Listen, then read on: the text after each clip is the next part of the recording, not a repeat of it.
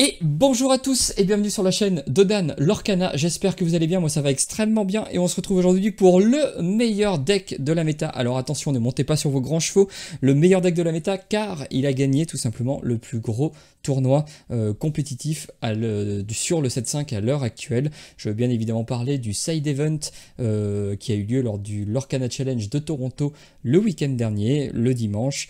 Félicitations à Gavin donc, qui a gagné avec ce deck. Avant de passer à cette délicieuse decklist, je vous rappelle que vous pouvez d'ores et déjà liker, commenter et partager les vidéos, voire vous abonner à la chaîne. Vous êtes de plus en plus nombreux à le faire. Merci à chacun d'entre vous. Comme d'habitude, pour les pressés, la decklist se trouve en description de vidéo, tout comme mes réseaux sociaux. Et encore une dernière chose avant de passer à la decklist, rendez-vous aussi en fin de vidéo, car j'aimerais lancer tout simplement un nouveau concept, un concept un petit peu communautaire. On est maintenant plus de 800 sur la chaîne. Je me dis que ça pourrait être sympa.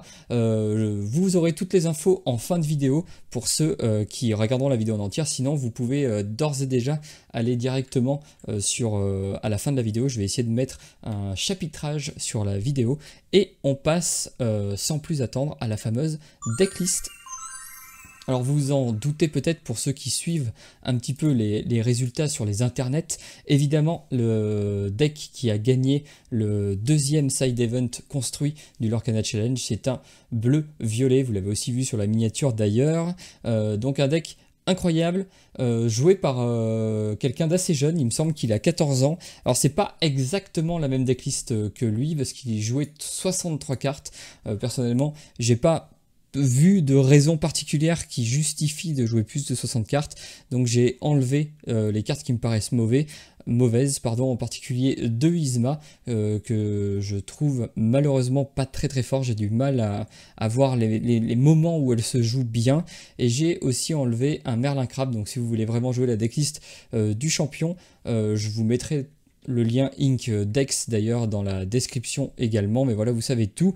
Pour le reste, alors je la mets en petit parce qu'en fait quand on la met en mode grande carte, on ne peut pas cliquer dessus et avoir la carte en grand, donc je trouve ça assez dommage pour la lisibilité. Alors là on perd un peu en lisibilité, c'est un peu moins beau, on a une série de textes, mais vous inquiétez pas, on va essayer de faire au mieux. Alors qu'est-ce que ça joue, cette mystérieuse decklist que j'ai appelée tout ça sobrement le meilleur deck de la méta? Et bien ça joue des adeptes de Chernabog en tour 1 avec la nouvelle carte, le Big Ben, une 1-1 ancrable pour 1 qui leur 1 et surtout qui a la particularité de donner charge à un personnage quand il est joué. Vous pouvez le donner à lui-même, donc ça peut être agréable pour aller gérer des decks un peu trop aggro, apporter un petit peu de peps. Ça peut surprendre. Ça peut vous permettre de poser une carte assez lourde et de tout de suite bénéficier du Big Ben. Bon, pour ça, il va falloir jouer un tour plus tard, donc se retarder et jouer un petit peu hors tempo, mais bon, ça peut vous sauver plus d'une fois. Il en joue 3, je trouve que c'est pas mal. 4 ça fait peut-être un peu trop, 2 pas assez, 3 c'est le bon ratio. Ensuite on a le package classique des Madame Mime Serpent et Madame Mime Renard, 4 de chaque, 2 Merlin Crabe, donc lui il en jouait 3, moi j'en ai enlevé un parce que je trouve qu'on n'en a pas besoin de plus. La nouvelle manière de rampe qui est très forte, c'est évidemment le typo fils en croissance, une 1-2 pour 2 en crabe qui leur 1. Lorsque vous jouez ce personnage, vous pouvez placer une carte de votre main dans votre réserve d'encre face cachée et épuisée. Ça vous permet en début de partie de ramper et de vous débarrasser des cartes très lourdes que vous auriez eues au Mulligan et que vous ne pouvez pas ancrer. Je pense notamment à la Elsa, le Mufasa ou le Hades. Ça vous permet de ne pas perdre trop de temps, d'accélérer votre courbe de mana, donc c'est très bon. En tour 3, on joue le Mickey Mouse détective, donc très bonne carte de rampe depuis longtemps. Pourquoi on le joue alors qu'on joue des typos? On pourrait se dire oui, mais avec le typo on saute le T3, donc autant jouer un T4 et ne pas s'embêter avec des T3.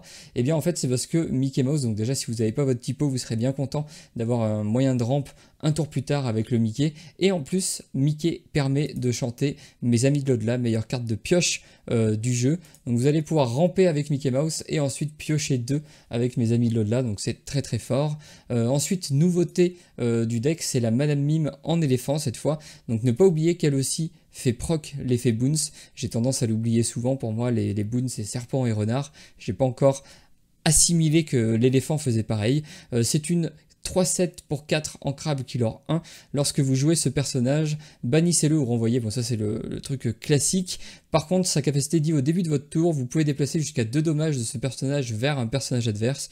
Et c'est là où vous comprenez que le petit Big Ben peut s'avérer fort utile, surtout que si vous rampez au tour 3, vous allez arriver le tour où vous pouvez jouer Madame Mime au tour 5. Donc vous allez pouvoir jouer Madame Mime et lui donner charge avec Big Ben. Vous allez pouvoir aller récupérer un trade avantageux, lui mettre des dégâts dessus, et au début du tour prochain, l'adversaire va quand même avoir, je pense, un peu de mal à gérer une 3-7. Surtout que si vous le faites, c'est que globalement, le match-up que vous affrontez est plutôt aggro, donc il va plutôt avoir envie de l'aurer vite et fort plutôt que de venir s'empaler sur une 3-7, c'est assez énorme.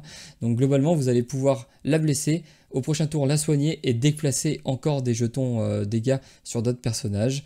Ensuite, on a la boucle mime, la boucle Merlin classique avec seulement 2 Merlin chefs, pas besoin de plus. 4 Merlin lapins, on veut piocher, on veut surtout pas se retrouver en rate de cartes. Ensuite, on a 2 cartes de la nouvelle extension avec les belles, enfin non, de l'ancienne extension, mais qu'on n'a jamais vu alors que l'artwork est sublime et que la carte paraît quand même assez forte. La belle, mystique accomplie pour 5 en crabe, une 4-4 qui leur 2. Elle s'altère pour 3, mais nous, ça ne nous intéresse pas, on ne joue pas de petites belles. Lorsque vous jouez ce personnage, choisissez un personnage et déplacez jusqu'à 3 de ces jetons dommages sur un personnage adverse de votre choix. C'est un peu la même manière de contrôler un peu à distance que la Madame Mime éléphant, sauf que la Madame Mime éléphant, il faut qu'elle soit blessée. Donc souvent, vous allez attendre un tour avant de pouvoir gérer. Avec la belle, vous allez pouvoir gérer le tour où elle arrive. Par exemple, en blessant, bon, vous allez pouvoir globalement faire que 2, sauf si vous avez une Madame Mime, mais ça veut dire que ça s'est bien passé. Sinon, globalement, vous allez pouvoir soigner 2, faire 2 de dégâts lorsqu'elle arrive. C'est pas du tout négligeable, ça peut être clairement game breaker. Ensuite, on a la nouvelle carte aussi qui avait fait beaucoup parler d'elle, la 2-5, la Elsa 5e esprit, 2-5 pour 5 en crabe qui leur 1, charge insaisissable, ça fait beaucoup de mots-clés. Et en plus, lorsque vous jouez ce personnage, vous allez pouvoir choisir un personnage adverse et l'épuiser. Globalement, vous allez dire à votre adversaire, ça, je veux que ça meure, je ne veux pas que tu t'en serves au prochain tour. Donc c'est bien évidemment très fort. Si vous avez un Merlin crabe, ça peut vraiment taper fort une 5-5 qui va aller choisir la cible qu'elle veut prendre. Ça vous permet de faire des value trades puisque c'est vous qui allez incliner un personnage ou alors choisir un de ces personnages inclinés. Donc c'est très bon. En plus, en général, elle ne prendra pas le retour de bâton puisque elle est insaisissable. Donc l'adversaire va galérer à vous l'enlever. Vous allez pouvoir globalement tuer un peu ce que vous voulez.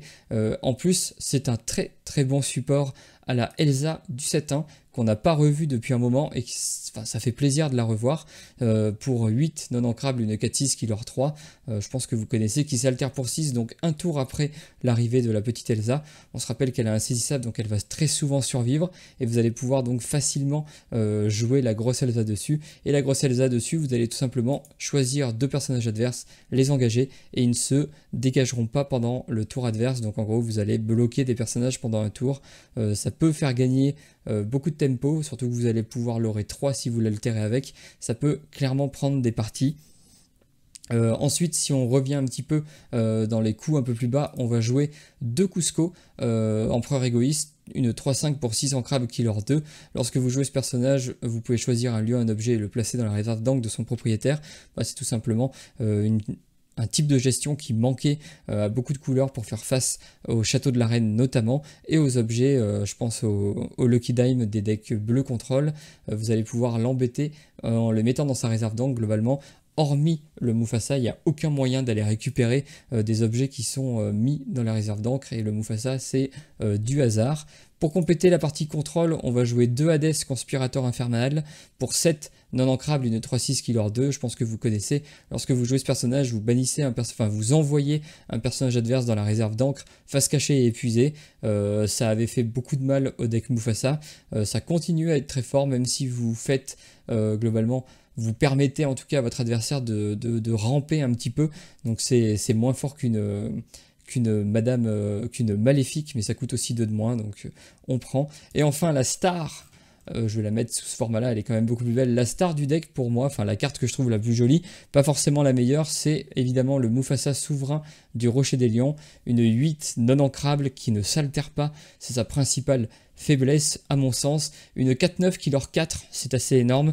Lorsque vous jouez ce personnage, vous allez pouvoir épuiser toutes les cartes de votre réserve d'encre et renvoyer 2 cartes au hasard de votre réserve d'encre dans votre main. Donc c'est une nouvelle manière d'interagir avec son encre, une nouvelle manière de piocher.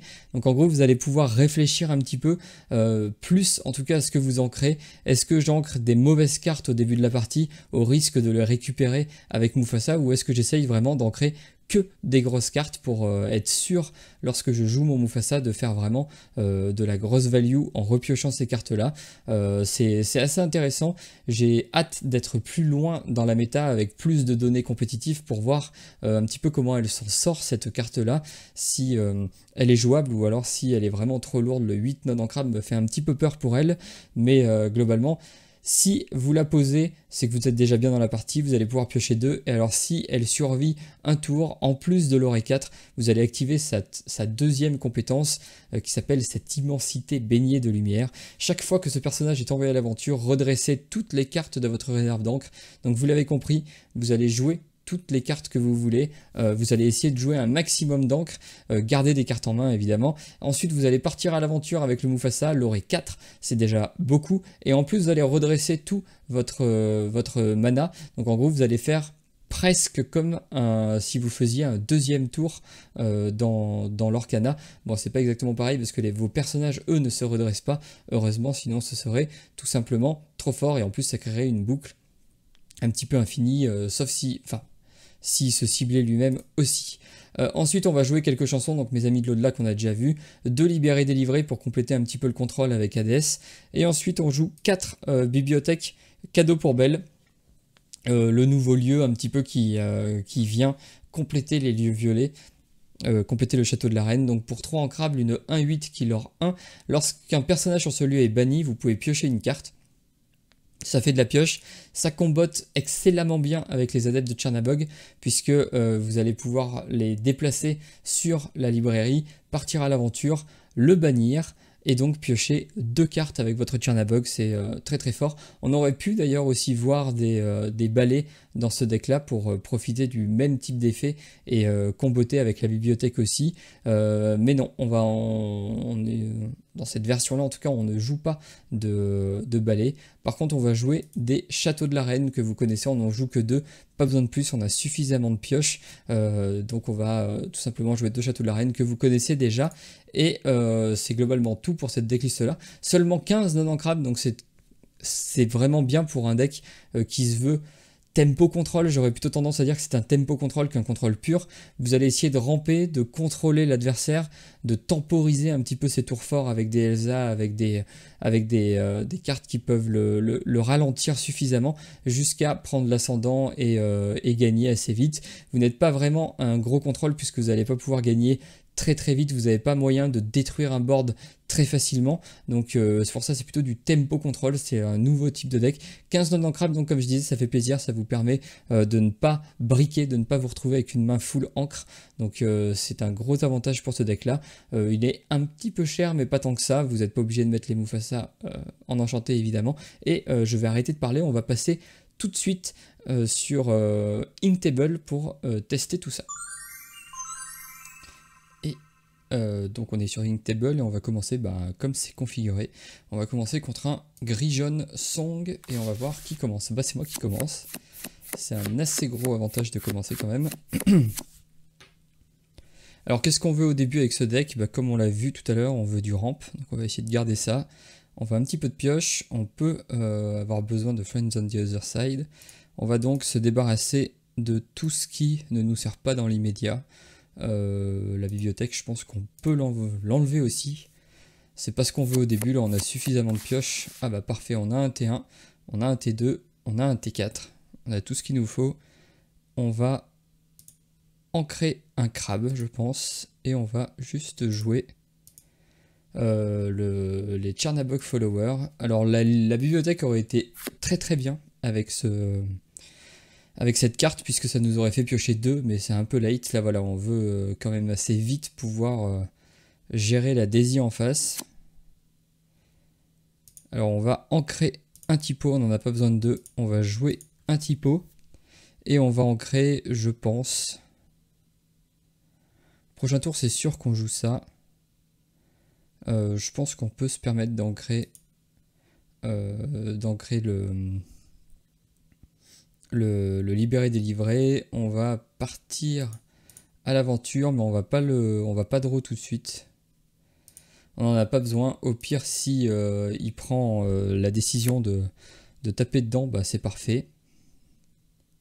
En attendant, on prend déjà un peu d'avance. Alors, on fait attention quand même à... S'il altère la reine, là, ça devient beaucoup plus compliqué. Bon, il choisit de prendre le trade. C'est complètement bête, je pense. Ah, remarque, il a une deuxième Daisy. Nous, ça change pas trop. On est globalement sûr de jouer le lapin. On a la librairie. On pourrait la poser, mais non, je pense pas. Non, on va ancrer la librairie. Je pense que dans ce match-up, on ne veut pas spécialement jouer librairie. Enfin, c'est pas ça qui va nous faire gagner. Le château, bah, ça nous fera au pire quelque chose pour le prochain tour. Je pense qu'on va partir à l'aventure avec le typo. Si lui, il veut pas faire du lore, nous, on va en faire pour l'instant. Nous, en fait, c'est dans le late game qu'on va réussir à le contrôler. Donc là, déjà, au prochain tour, on sait qu'on va pouvoir lui récupérer sa Daisy. Il choisit de blesser ses personnages. C'est pas du tout gênant pour nous. Il va nous faire piocher, je pense. Ça, c'est beaucoup plus embêtant, par contre, le porcinet. On va piocher, évidemment, le petit Big Ben. Il va de nouveau nous faire piocher, donc ça c'est très bien pour nous. On pourrait même garder le château de la reine pour faire énormément de value et l'obliger un petit peu à nous affronter. Bon, là on va ancrer un Big Ben, on n'en a pas besoin de 2. On va jouer ça pour aller récupérer la Daisy. Ah ou non, on va plutôt récupérer... servir au même. De toute façon, on va prendre une Daisy. Alors, je pense qu'on va plutôt prendre des dégâts sur elle et prendre le moins de dégâts sur le lapin. On va taper la petite Daisy, on va finir. Donc là, je pense qu'il a fait... Enfin, l'IA a fait une énorme erreur en ne partant pas à l'aventure et en allant taper dans notre Tchernabog. Enfin, c'est clairement pas ce qu'il faut faire quand on a une Daisy. Le mouche, alors oui, c'est un deck quand même style song assez aggro. Il lui reste 2 cartes, il a pas pu altérer, donc on n'est pas trop mal. Il va nous refaire piocher avec la Daisy, donc nous on aime beaucoup. Même s'il prend un peu de l'or globalement. Bon, on va le piocher de toute façon. Quitte à l'ancrer. Là, on pourrait taper le mouche. Avec la Elsa, mais... Je suis pas certain. Est-ce qu'on... Je pense qu'on va lui engager le mouche.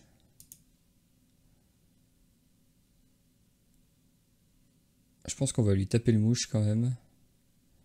On va mettre 2 de dégâts là-dedans. On va détruire le mouche avec les 2 autres.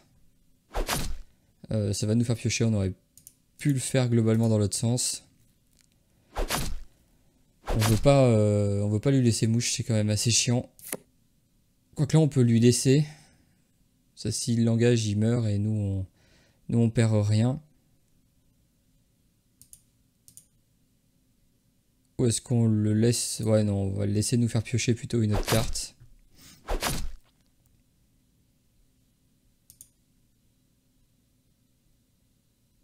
On va ancrer un typo et jouer un Tchernabog. Et on va passer. Donc là, on est vraiment bien. On a plus de cartes en main que lui. Bon, il pourrait avoir ce rêve bleu, évidemment. Mais bon, là, il jouerait son ce rêve bleu pour rien. Enfin, sans le chanter, du coup, en payant tout son mana. Donc ça veut dire qu'il n'en ferait rien derrière. Donc nous, ça nous embête par contre.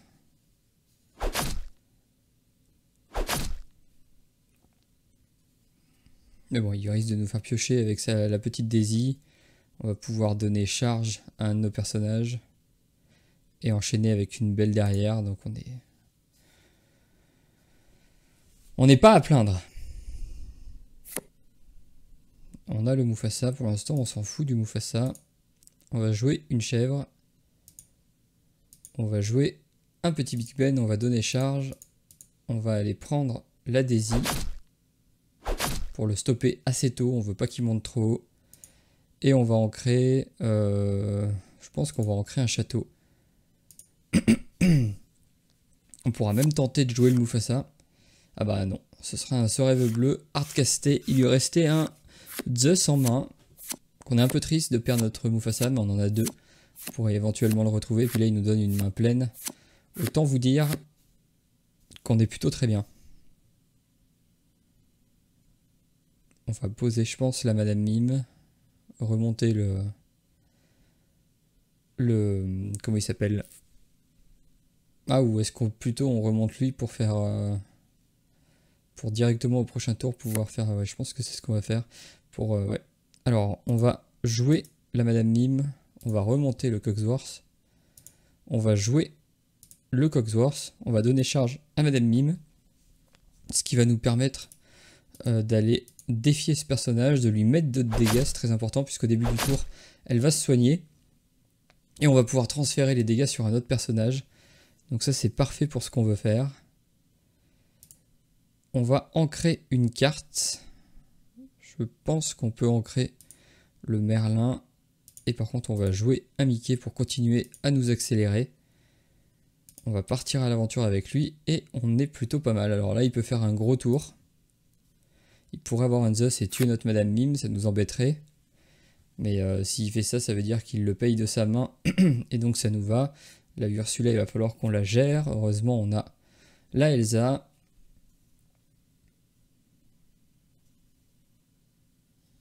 Il part à l'aventure. Il récupère une carte. Donc là, il fait un tour plutôt énorme. Enfin, plutôt énorme. Mieux, en tout cas. Which character to take up 2 damage from elle. On va en bouger 2. Et on va les mettre sur la reine. Ah, une petite animation sonore. Comme ça, le Big Ben va pouvoir aller chercher la reine. On va pouvoir jouer une Elsa pour lui engager quelque chose et aller la chercher. Donc là, on va engager sa Ariel pour éviter qu'il fasse des bêtises. On va la prendre avec notre Madame Mime qui va nous servir en gros de un peu de pilier dans notre manière de jouer. Et on pourrait presque, je pense que c'est ce qu'on va faire, on va ancrer un libéré délivré. Pour le coup, là, je pense qu'on n'en a pas trop besoin.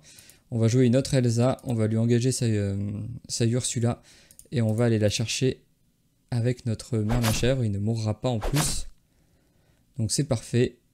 Et là, on va pouvoir partir à l'aventure avec le Mickey Mouse. Et là, on est, je pense qu'on a globalement gagné. Un Zeus qui va venir chercher notre Madame Mime. Ah non, une Elsa. Il a peur du shift grosse Elsa, mais bon, de toute façon, vu le board qu'on a, voilà, il nous offre une reine. C'est pas ce qu'il faut faire. Il shift une reine, mais il va quand même nous faire plaisir. On va déplacer 2. On va les mettre sur la reine. On a des Chernabog followers. On va commencer par chanter Mes amis de l'au-delà avec le Mickey. Il sert à ça aussi. Il le fait très bien. Il nous fait rampe et piocher. Que demander de plus? On peut jouer une Madame Mime serpent pour remonter une Elsa. On va pas ancrer, on va d'abord jouer la Elsa. On va lui engager ça. On va la prendre avec notre Madame Mime. Et là, l'adversaire, je pense que si c'était un vrai adversaire, il aurait tout simplement concede. Et il nous reste 3. On va tout simplement jouer un Chernabog et partir à l'aventure avec le Merlin chèvre. Et ensuite, on va passer tout simplement. On n'a pas spécialement envie d'ancrer. Quoi qu'on pourrait ancrer le Cogsworth, on va le faire. Et on va passer.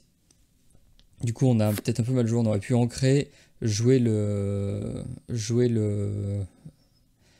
le merlin, chèvre ou le lapin. Bon, c'est pas très grave. On va lui enlever 2 de dégâts. Et on va comme d'habitude la mettre sur sa reine. D'ailleurs, j'avais jamais vu qu'on avait un numéro, ça doit être le numéro qu'on les a joués. Numéro d'arrivée sur le board. Bah là, je pense qu'on va gagner. On va jouer ça, on va jouer ça. Bon, là, on joue un peu dans n'importe quel sens. Mais ça a globalement peu d'importance. On va jouer, on va ancrer. Et on va partir à l'aventure avec absolument tout. On fait pas beaucoup de lore, mais on a tellement de créatures que là, ça devient... D'ailleurs, on peut partir à l'aventure avec lui et le sacrifier pour piocher. On aurait encore une fois dû le faire avant. On a la grande Elsa. Donc au prochain tour, c'est fini. Prochain tour, c'est gagné. Et on va passer 13-13. Il a absolument aucune manière de nous battre. Un Zeus. Sur la Elsa, bon, là c'est bien vu parce qu'en effet, on avait l'alter. Mais je pense qu'on gagne quand même 1, 2, 3, 4, 5, 6. Ah non. Et bon, il sacrifie sa reine, bref.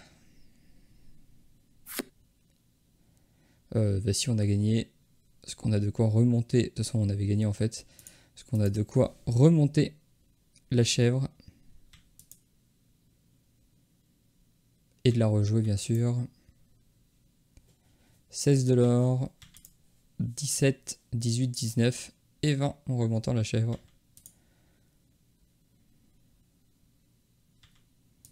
C'est un peu plus long que sur Pixelborn hein, pour... Et 20. Alors on va maintenant s'attaquer à un autre morceau. Je pense qu'on va faire le match-up contre... J'ai bien envie de voir contre le vert bleu.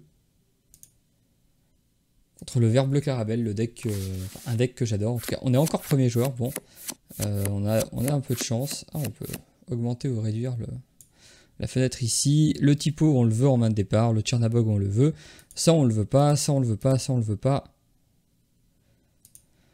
Et je pense que ça, on le veut pas non plus. Et il faut faire attention. Il faut faire attention parce que il peut nous embêter. Ce deck-là a des ressources pour nous embêter. Le Cusco, on va le garder parce qu'il joue évidemment des sous-fétiches. Et ça, nous, on veut les détruire parce que un vert bleu avec un sous-fétiche, c'est un vert bleu qui est proche de gagner. Comme tout deck contrôle bleu. On va ancrer... malheureusement, je pense qu'on va être obligé d'ancrer la Elsa.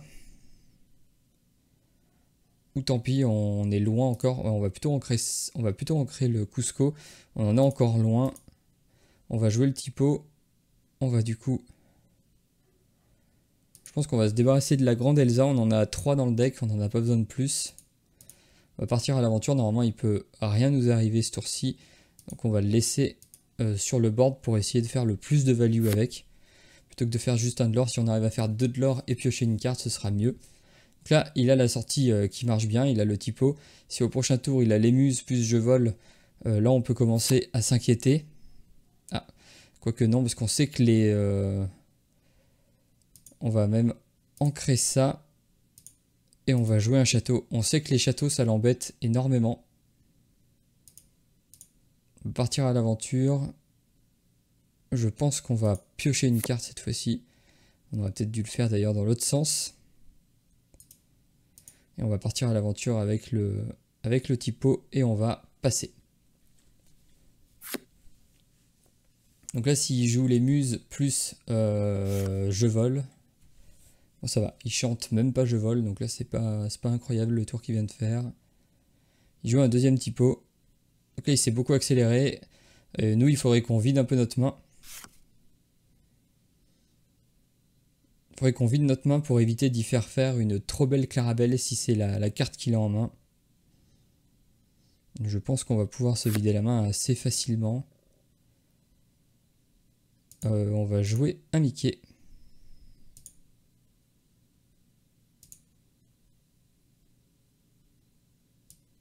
On va ancrer un, comment ça s'appelle, un Tchernabog. On va pouvoir bouger tous nos personnages. Non, mince. On va pouvoir bouger tous nos personnages dans le château. Et on va partir à l'aventure avec le typo. Donc là, il peut piocher 2. Ce serait un petit peu chiant pour nous. Donc il va prendre le typo. C'est un peu cher quand même comme move. Donc il n'a pas la Clarabelle, c'est une très bonne chose pour nous. Il n'a pas sous l'océan, donc on est globalement tranquille. On va piocher 2 avec le château. Donc là on se met dans... Ah, il a enfin les muses. Du coup il aurait mieux fait de faire muse chanter au tour d'avant. Enfin il a un petit peu mal joué. L'IA, je pense qu'elle a quelques soucis. On a une carte qu'on ne peut pas ancrer, c'est un peu embêtant. On va commencer par jouer le Merlin Lapin. On pioche une carte qu'on peut ancrer. Alors là, j'ai presque envie de dire qu'on peut partir bêtement à la course au lore. En fait, on a le château qui est setup. Il n'a pas trop de moyens de nous le récupérer. On va jouer un autre Mickey et on va ancrer une autre carte. Et on va partir à l'aventure avec le Mickey qui nous reste. On est déjà à 9. Il a fait globalement des très mauvais tours. Je pense qu'il s'est pas mal trompé sur l'ordre des cartes. Il va faire un de l'or. Il va certainement faire un autre de l'or. Il pourrait nous remonter des cartes. Il peut nous remonter ce qu'il veut avec la muse. Mais il a ancré quoi d'ailleurs? Il a ancré un Tamatoa. Étrange comme plan de jeu.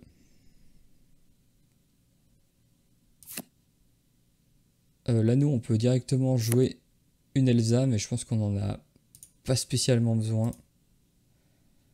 Plutôt piocher avec le lapin. Pioche un Tchernabog. On va partir à l'aventure avec un lapin. On va remonter un lapin.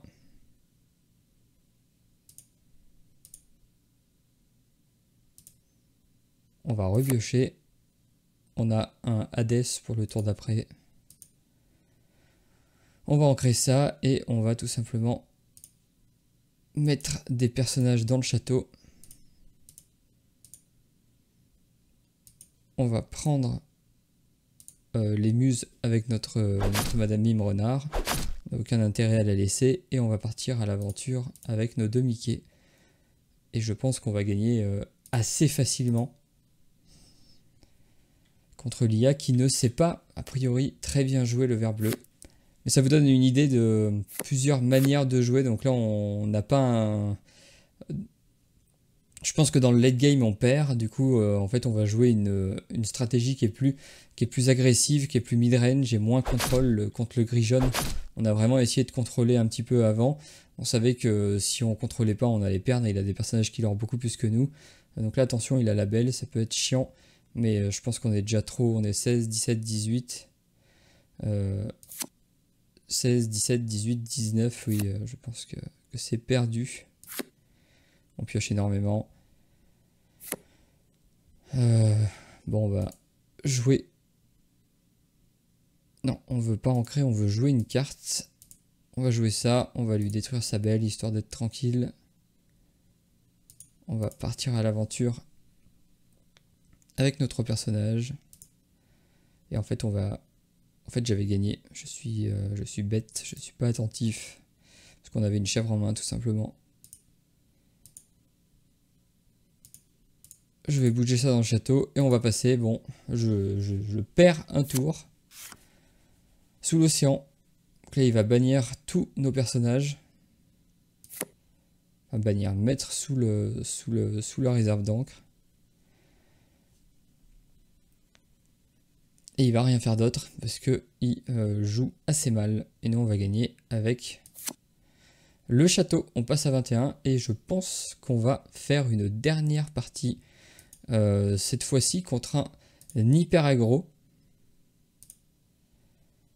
Donc là ça va être vraiment compliqué je pense. Et on va commencer random. On a encore de la chance, on est premier joueur.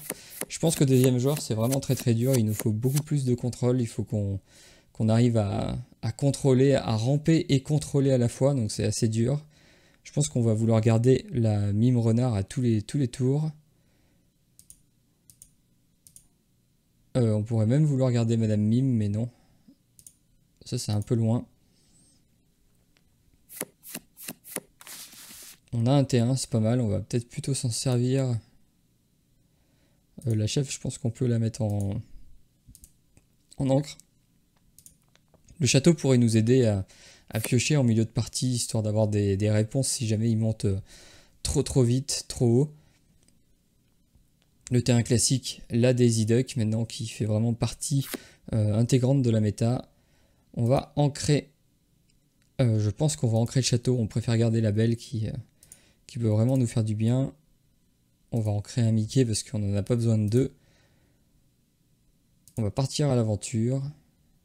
Et je pense qu'on va le laisser. Si jamais il perd du temps à prendre le trade, bah tant mieux pour nous. Si jamais il s'en fout et il part à l'aventure, bah il aurait bien raison. Et bah voilà, donc là c'est typiquement là où l'IA, je pense, joue très mal. C'est que là il n'a pas à perdre de temps et à prendre le trade. Il faut plutôt qu'il y aille tout seul. Parce que là, nous, on va tout simplement pouvoir jouer. D'ailleurs, j'ai mal joué, j'aurais pu partir à l'aventure. C'est pas très grave, on va prendre le trade. Bon, là, il a 2 Pascal, on peut rien y faire pour l'instant. Et on va ancrer le typo. Et on va passer. Donc, au prochain tour, on va pouvoir déplacer des dégâts avec la belle. Donc, ça, c'est très bien. C'est peut-être même comme ça qu'on va réussir à lui prendre ces 2 Pascal. On lui en prendra pas 2 a priori, on va plutôt tuer un Pinocchio pour éviter que ça fasse trop de l'or trop vite. Là 2 en 2 ça va, on peut largement gérer. Bon pour ça il faut qu'on ait une ancrable. Si on n'a pas d'ancrable, ça change nos plans de jeu. On va jouer un lapin.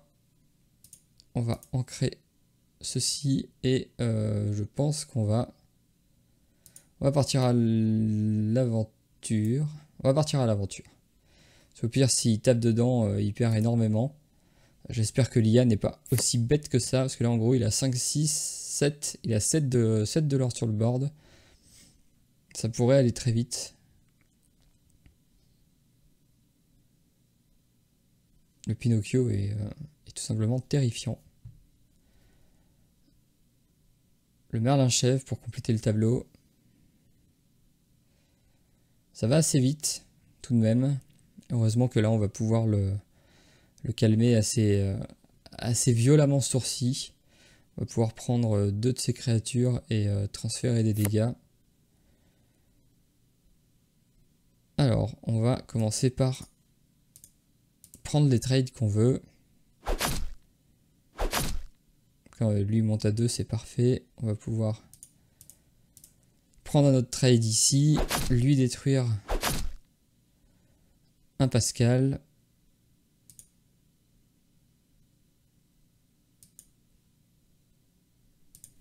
On va lui enlever 2. Et on va lui détruire un Pascal. Et on va passer. Donc là, il n'a plus qu'une carte en main. Je pense qu'on a fait le plus dur. Faire attention aux Donald aussi qui sont assez redoutables. Bon là, il choisit de prendre un trade. C'est un peu terrible comme décision. Il a le fameux Donald. Mais qu'on va pouvoir aller chercher et chercher. Poser une Madame Mime et s'envoler tranquillement vers la troisième victoire. On va prendre le Donald. On va du coup pouvoir récupérer le Pascal. On pourrait même remonter en main ça si on voulait piocher, mais je pense qu'on va juste poser ça histoire d'être sûr de... Ah bah de toute façon, on va remonter notre... J'oublie à chaque fois qu'elle fait l'effet d'une Madame Mime classique. Et je pense qu'on va pouvoir ancrer... Je pense qu'on peut ancrer mes amis de l'au-delà. Et passer. Donc là on s'est mis très très bien puisqu'on va pouvoir... ah non, on pourra pas lui gérer ça parce que quand on va activer... Ah non, c'est les siens, d'accord. Je pensais que oui, non, ce serait vraiment trop fort si on pouvait déplacer d'autres trucs. Donc on va commencer par jouer un lapin, piocher une carte. On va ancrer un typo. On va chanter mes amis de l'au-delà pour piocher 2. On va pouvoir jouer un Mickey Mouse et partir à l'aventure avec Belle pour faire 2. Faut qu'on fasse attention quand même, faut pas qu'on tarde trop non plus. Faut qu'on commence à poser du board, ouais, voilà, parce que il va mettre un board qui l'or quand même et il va pouvoir monter, là il est globalement déjà à 16. Et non, pas à 16 vu qu'il choisit de trade. J'aurais peut-être pas fait ça, j'aurais plutôt passé à 13, bon, à 14 et puis au tour d'après du coup à 16 avec Madrigal. Ça aurait été peut-être plus intelligent. Donc là on va partir à l'aventure avec tout. On va poser 2 librairies je pense.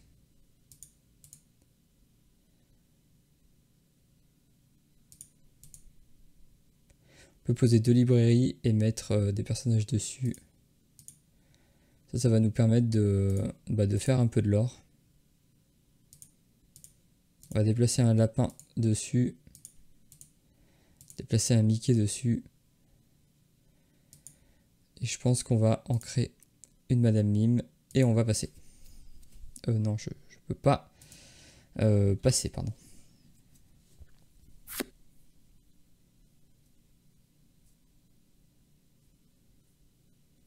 Le piglet, attention, ça peut aller vite. Ça va aller vite. Il faut qu'on fasse quand même un petit peu gaffe. 16, il pourrait gagner au prochain tour là. Heureusement, on va pouvoir lui gérer pas mal de choses. Passer à 9, bah là on a quelque chose de pas mal. On va prendre le Donald. On peut engager le piglet et finir, c'est ce qu'on va faire. On va jouer la Elsa qui arrive à point nommé. On va pouvoir lui engager ça. Lui défier son piglet. On va utiliser le Mickey pour détruire la Dolores. On espère piocher une entrave, comme ça on peut poser la Belle et détruire. Parfait. Parfait, parfait, parfait. Et là on va pouvoir jouer une Belle, soigner notre Elsa, les transférer sur la Dolores. Elle, on n'a pas intérêt à le faire parce qu'en fait on veut globalement profiter de son effet au prochain tour. Elle va se soigner. Et là, on va faire un 10e point de l'or. On sera à 12, 13, 14, 15, 16, 17. Donc là, il faut juste qu'on arrive à ne pas perdre ce tour-ci. Et on devrait être pas mal. Bon, là, il pose quelque chose qu'on va pouvoir détruire. Il pose un château, faut faire attention. On doit pouvoir le détruire assez facilement. On va nettoyer 2 dégâts pour aller détruire le Chernabog Follower. Comment on le fait? Je pense qu'on va piocher.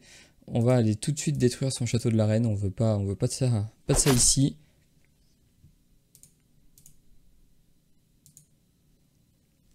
On va garder les 2 de l'or avec Belle. Je suis pas sûr que c'était le meilleur ordre.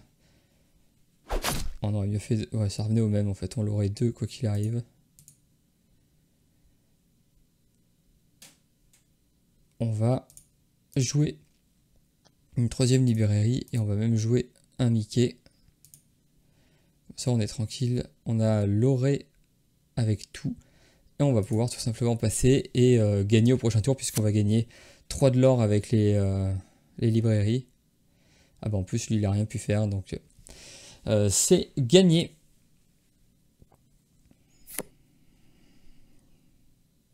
On est à 17, on va partir à l'aventure avec la Belle et finir avec la Madame Mime. Et pour ceux, donc là voilà, on a gagné, j'espère que ça vous aura plu. Et pour ceux qui sont encore là, ne partez pas, on revient avec la news, enfin la nouveauté sur la chaîne.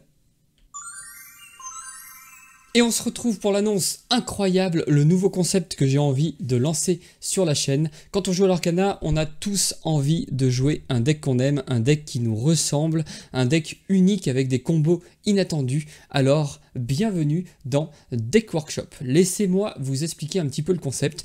Pour chaque épisode, on va choisir une carte ou un combo via un sondage sur YouTube ou sur Instagram. Cette carte ou combo sera donc notre star. Ça sera un petit peu la base, le noyau autour duquel on va essayer de construire des decks. Une fois la carte ou le combo révélé, on aura 2 semaines pour construire un deck autour de cette carte, me faire parvenir vos idées, vos builds, vos stratégies, que ce soit directement dans les commentaires des vidéos en mettant par exemple Deck Workshop, votre commentaire ou votre lien vers votre deck Dreamborn, ou alors en message privé sur Instagram. Et si ça fonctionne bien, à terme, pourquoi pas ouvrir un Discord où on pourra carrément échanger et discuter de manière beaucoup plus simple. Après ces 2 semaines, on va rassembler tous les decks qu'on aura créés et les examiner en profondeur. Le but, trouver le meilleur deck qui exploite cette carte ou ce combo à la perfection, mais plutôt que de simplement choisir un deck parmi tous les decks, on va mélanger les idées les plus ingénieuses, les synergies les plus inattendues et les stratégies les plus fortes pour construire le deck ultime. Et ensuite, évidemment, pour redescendre un peu sur Terre, on ira affronter le monde réel, que ce soit sur Pixelborn Connect ou en remote. On peut même imaginer d'ailleurs toute cette partie analyse, construction du deck, affrontement sur Pixelborn ou en remote, de faire ça sur Twitch en live, ça pourrait être super cool. N'hésitez pas à me dire d'ailleurs si vous avez l'habitude de consommer du contenu sur Twitch, ça pourrait être aussi marrant de lancer ce type d'aventure avec vous. Et maintenant, mes petites lorcanailles, le moment que vous attendiez tous, la révélation de la carte autour de laquelle nous allons bâtir notre premier épisode de Deck Workshop. Je voulais commencer par quelque chose qu'on n'a pas encore beaucoup vu dans l'Orcana, une mécanique qui n'a pas encore été suffisamment exploitée. La première carte du coup pour ce premier épisode, ça va être Ralph Lacasse en rubis, une 1/4 pour 3 ancrable killer 1 dont la capacité dit chaque fois que ce personnage se redresse, gagner un éclat de l'or par dommage sur lui. Globalement, c'est la seule contrainte pour participer au Deck Workshop, c'est cette carte. Après tout le reste, que ce soit la deuxième couleur, le type de stratégie que vous voulez mettre en place, tout est possible. La seule limite, c'est votre imagination. Bref, si vous êtes aussi excité que moi à l'idée de deck build autour de Ralph Lacasse, n'hésitez pas à liker, à commenter et à partager la vidéo, voire vous abonner à la chaîne si ce n'est pas déjà fait pour ne manquer aucune des prochaines vidéos. Merci encore d'avoir regardé cet épisode jusqu'au bout. Je vous souhaite une excellente journée et ou une excellente soirée. Tout dépendra du moment où vous choisissez de regarder cette vidéo. Allez, salut!